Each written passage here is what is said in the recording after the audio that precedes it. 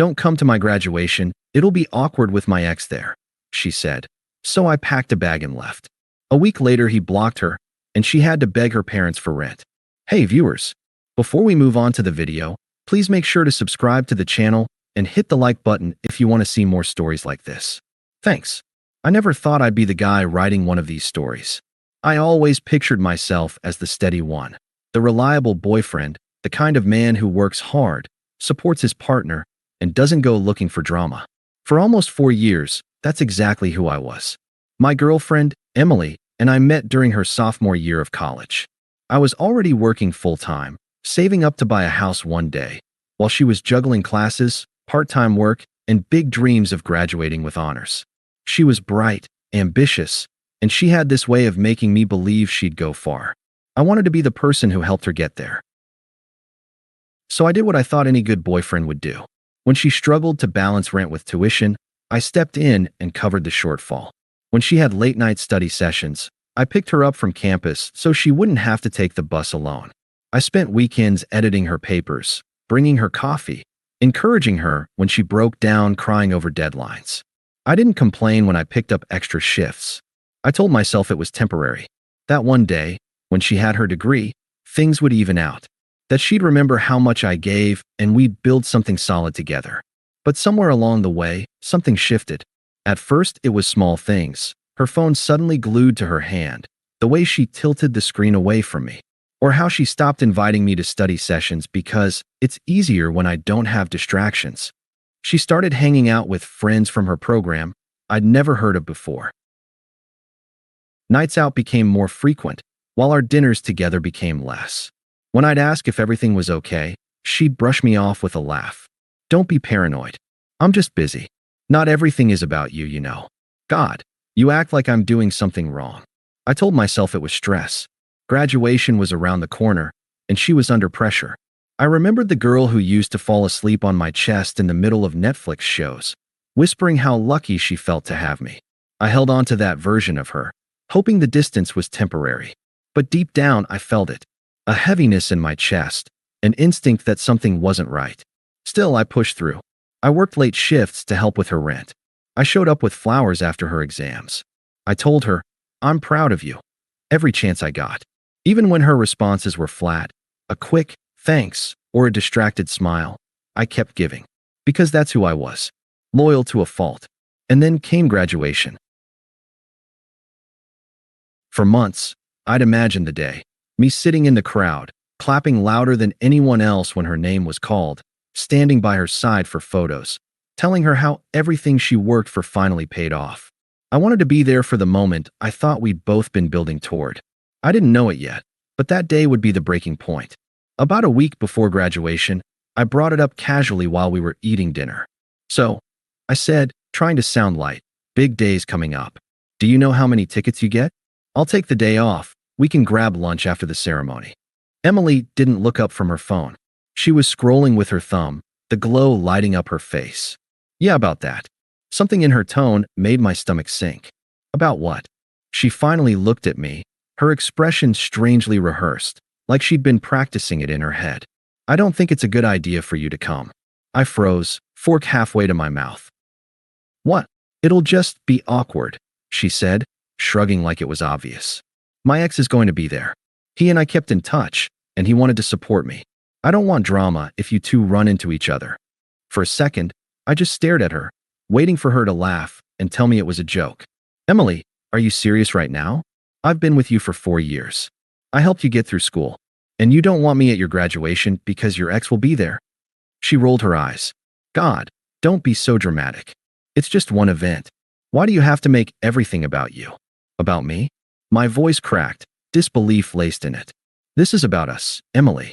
It's your graduation, and I've been by your side the entire time. And now you're telling me I can't come because of him. She sighed like she was already bored of the conversation. Look, I appreciate everything you've done for me, I do. But this is my day. I don't want to feel tension or have to explain things. It's simpler if you just don't come. Explain things to who? I asked, my chest tightening. To people who know him. To people who know us, she said, vague and dismissive. It's easier if you're not there. Honestly, you're making this way harder than it needs to be. I set my fork down, hands trembling slightly. So let me get this straight. The guy you used to date gets to be there for your biggest milestone, but I don't. The guy who supported you for years, worked extra jobs, made sacrifices so you could even get here. I'm not invited? Emily leaned back in her chair, crossing her arms. You're twisting it. You don't own my graduation. You don't get to dictate who I let be there for me. If you really loved me, you'd respect my decision. Something inside me went quiet then. Like a switch flipped. I realized nothing I said would matter. She'd already made her choice. I swallowed hard, staring at the girl I thought I knew. You're right, I said finally, my voice calm in a way that surprised even me. I don't own your graduation, and I don't dictate your choices. She smirked, thinking she'd won. Exactly. So stop trying to guilt me. I stood up, pushed my chair back, and looked at her one last time. But I also don't have to stick around when those choices make it clear where I stand in your life. Her smirk faltered. What's that supposed to mean? It means I won't make a scene, I said quietly. But you've made your priorities clear, Emily. And I've heard you. And with that, I walked out of the room, leaving her sitting at the table, stunned. That night, I packed a small bag. Just clothes and essentials. I didn't want to drag it out or turn it into some screaming match. That wasn't me. I'd already said everything I needed to say.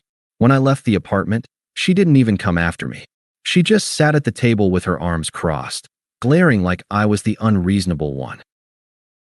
But the text started almost immediately. Emily, you're seriously leaving over this? Emily, it was just one day. You're being ridiculous. Emily, I told you I didn't want drama. Why are you creating it? I stared at the screen, thumb hovering, but I didn't reply. An hour later, another string came through. Emily, you're overreacting. Emily, it's my graduation, not yours. Emily, you don't get to control who supports me. If you can't handle that, maybe you're not as mature as I thought. I put my phone face down and turned it off. The silence was brutal.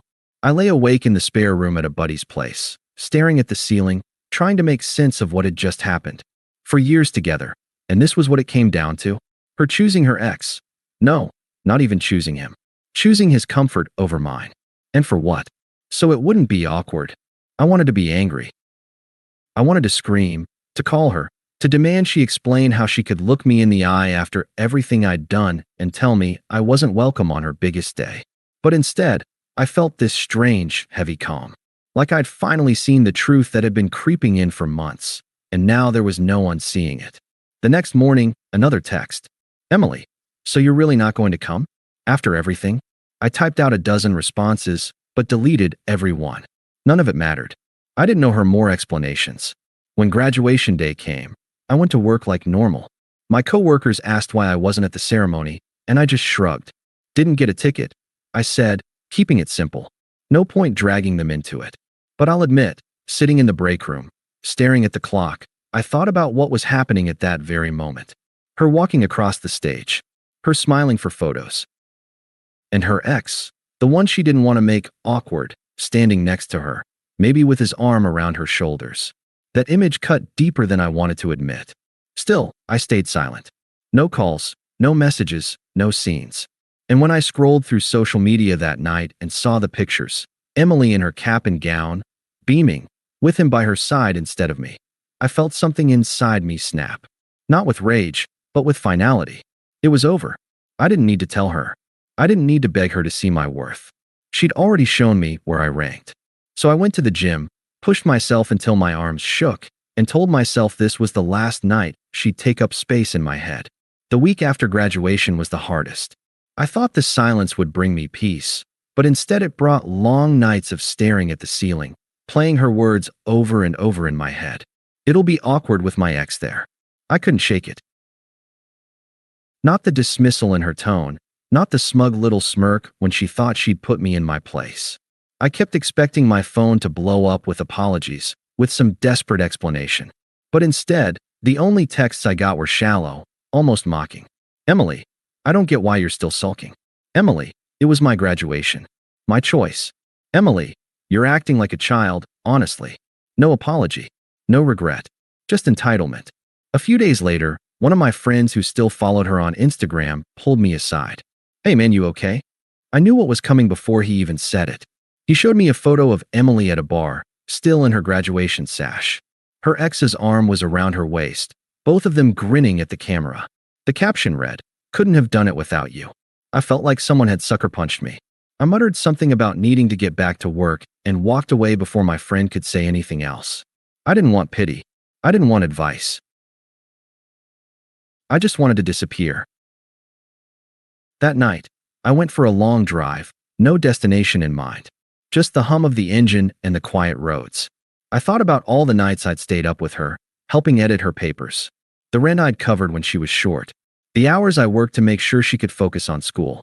And there she was, smiling for pictures with the guy who hadn't lifted a finger to help her. The guy who, by her own admission, had broken her heart years ago.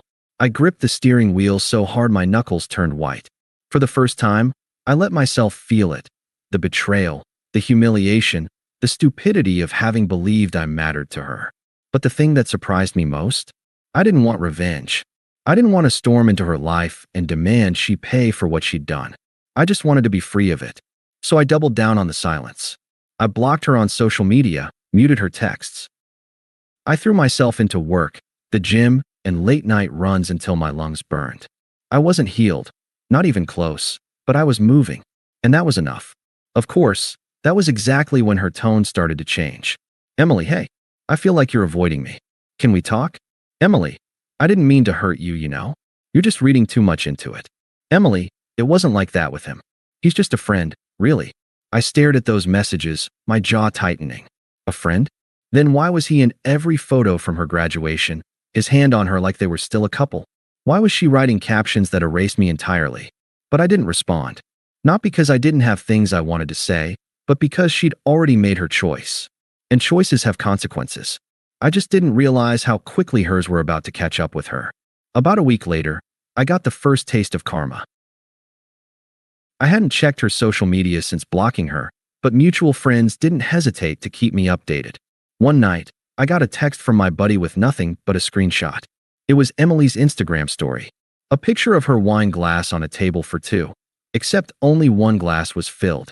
The caption read, "Some people never change." I almost laughed out loud. It didn't take a genius to put the pieces together. Her ex, the one she'd been so eager to cozy up with at graduation, had already started pulling away. A couple of days later, she texted me again. "Emily, hey, can we please talk? Emily, I think I made a mistake. Emily, I know I hurt you, but you don't understand what I was going through." I didn't respond. Not out of pettiness. I was past that stage. It just wasn't my problem anymore. Then one evening, as I was getting home from work, my phone buzzed. This time it wasn't just another half-hearted apology. It was a wall of text, frantic and desperate. She said her ex had stopped answering her calls, that he'd blocked her on everything, that she'd thought there was still something between them, but he'd only stuck around for the celebration and then ghosted her. She even had the nerve to say, "I should have just focused on us. You were always the stable one. You wouldn't do this to me." Reading that, I felt something I hadn't felt since the whole mess began. Peace. Because finally, she was seeing the truth. The guy she had thrown me aside for, the one she told me not to worry about, the one she'd humiliated me over, didn't want her. And now, in the silence I'd left behind, she had no safety net to fall back on. Still, I didn't reply. I just put my phone down, made dinner, and went on with my night. But her messages didn't stop. They only got more desperate. "Emily, please, I need you. Emily, I don't have anyone else right now. Emily, you don't get it. I can't pay rent alone." I thought he'd help me out, but he just disappeared. And that was when it clicked. She didn't want me. She wanted the security I'd provided, the bills I'd quietly covered, the support I'd given without question. She hadn't chosen me when it mattered. But now that her backup plan had cut her loose, suddenly she needed me again. I set the phone down, leaned back, and let out a long breath. For once, I wasn't the one begging for scraps of attention. I wasn't the one humiliated. This time she was. And she still had no idea that the silence she hated most was going to stretch far longer than she could ever imagine. By the end of the month, the mask had completely slipped. Her texts had gone from smug to pleading to flat-out panicked. "Emily, I don't know what to do. Emily, my parents won't cover rent again. They said I'm an adult now and need to figure it out myself. Emily, please, can we just meet? Just talk? I'll do anything." I stared at those words, remembering the way she dismissed me before graduation, how she hadn't even considered that my feelings mattered. And now she was dangling, "I'll do anything," like it was some bargaining chip to buy back the comfort she'd thrown away. The part that struck me most wasn't the desperation, it was how transactional it sounded. Not love, not remorse, just survival. I didn't respond, but I didn't have to. Mutual friends filled me in. Emily had shown up at her parents' place in tears after her ex blocked her everywhere. They weren't sympathetic. Her dad apparently told her, "You had a good man already, and you blew it. We're not bailing you out of this mess." She'd been venting online too. The same Instagram feed where she used to post polished photos and braggy captions was now full of vague, bitter quotes about fake people and learning who your real friends are. It didn't take long before the comments section turned against her. Someone asked where her boyfriend, me, had been during her graduation, and she snapped back with a rant about how I was too insecure to support her. Another person replied, "Didn't you leave him for your ex, though?" The thread went dead silent after that. The truth was out. Meanwhile, I was doing fine. Better than fine, honestly. I'd gotten a promotion at work, I was finally catching up on sleep, and I wasn't carrying the weight of someone else's chaos anymore.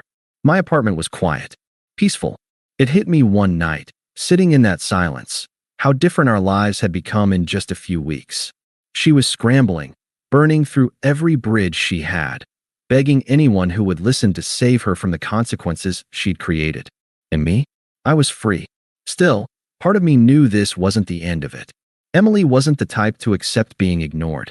She was going to push harder, try new angles, maybe even show up in person. The thing is, it wouldn't matter. Because I wasn't that guy anymore. The one she could manipulate with tears or guilt. She'd chosen her path, and now she had to walk it alone. I should have known she wouldn't stay behind a screen forever. One Saturday morning, there was a knock at my apartment door.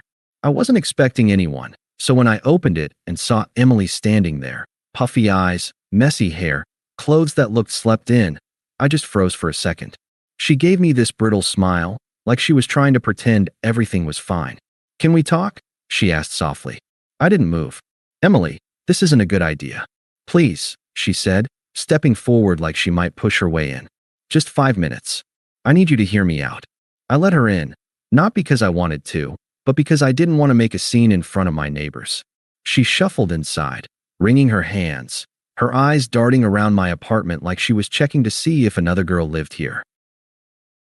"I messed up," she blurted out before I could say anything. "Okay, I was stupid. I thought reconnecting with Matt would feel right, but it didn't. He just wanted to hook up, and then he blocked me. He didn't care about me at all." I leaned against the counter, arms crossed. Silent. She kept going, her voice trembling now. "I realize now that you're the one who cared. You're the one who showed up for me, who supported me. I threw it away and I don't know why. But maybe we could try again? Start over." Her eyes were wet, her breathing shaky. It was the most vulnerable I'd ever seen her. But all I could think about was her smug voice before graduation. "Don't come. It'll be awkward with my ex there." I shook my head. "Emily, no? You made your choice." She flinched like I'd slapped her. "So that's it? After everything we had, you're just done? You ended things when you replaced me before I was even out the door," I said evenly. "You don't get to circle back just because he tossed you aside." Her face twisted, anger bubbling through the desperation. "You think you're so much better now, huh? You think you're untouchable? Well, don't forget who made you into anything. Without me, you're nothing." She stormed out, slamming the door behind her. I stood there for a moment, the silence rushing back. But this time, it didn't feel heavy. It felt like peace. The final time I saw Emily was a few weeks later, and it wasn't planned. A mutual friend invited me to a small get-together. I almost didn't go, but I figured it'd be nice to catch up. When I arrived, I realized too late she was there too, sitting off to the side with a drink in her hand. She looked different, not in a good way. Thinner, tired, worn down. The kind of look that comes from too many sleepless nights and too many bad decisions. When she spotted me, her whole face lit up, like I was her lifeline. She rushed over before I could even say hello to anyone else. "Can we talk?" she begged. I sighed. "Emily." "No, just listen," she pleaded, grabbing my arm. "I've been thinking so much. I know I screwed everything up, but we can fix this. We can be us again. I've learned my lesson. I'll never take you for granted again. Her voice cracked. She was trembling. People nearby were starting to watch. I gently pulled my arm back. Emily, stop. Her eyes widened. What do you mean, stop? Don't you remember what we had? I do, I said calmly. I remember giving you everything I had, and you throwing it away the second someone else came along. I remember you telling me not to come to my own girlfriend's graduation because your ex would be there. And I remember being treated like an afterthought. She blinked rapidly, her mouth opening and closing, but no words came. I went on, keeping my voice even. And now? I don't feel anger. I don't feel hurt. I don't even feel pity. I just don't feel anything for you anymore. You're not part of my life. And I'm not interested in going back. The room was quiet. People had definitely heard. Her face flushed red, her jaw tight. You'll regret this, she spat, but it sounded hollow, like even she didn't believe it. I just shook my head. No, Emily. I already regretted wasting as much time as I did. Not anymore. Then I turned and walked away, the weight finally gone for good. Behind me, she didn't follow. And that's when I realized the chapter was truly closed. Thanks for watching. Make sure to subscribe to the channel and hit the like button. What do you think about this story? Share it in the comments.